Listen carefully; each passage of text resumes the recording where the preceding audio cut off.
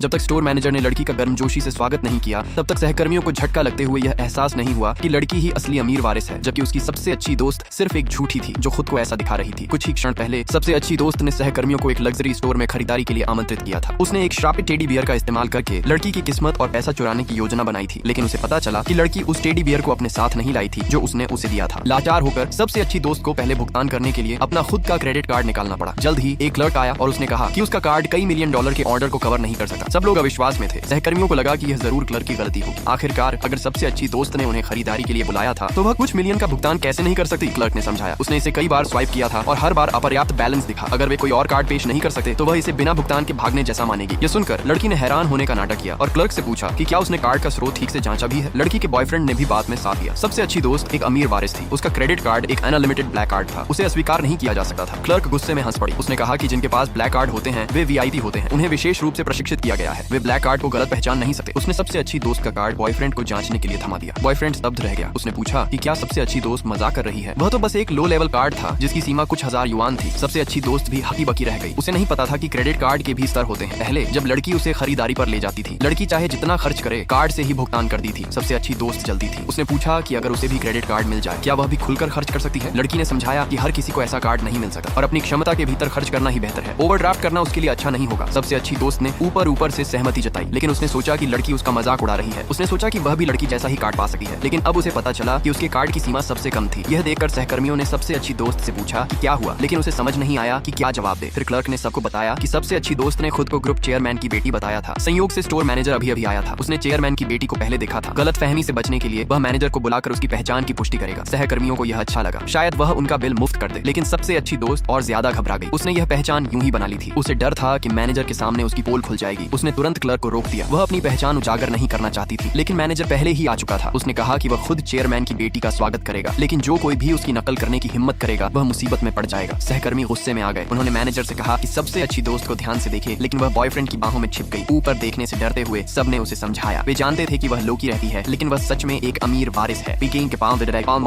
का छिपाने जैसा कुछ नहीं है। बॉयफ्रेंड ने उसे अपनी बाहों से बाहर निकालने की कोशिश की, लेकिन तभी मैनेजर ने लड़की को पहचान लिया और तुरंत उसका गर्मजोशी से स्वागत किया।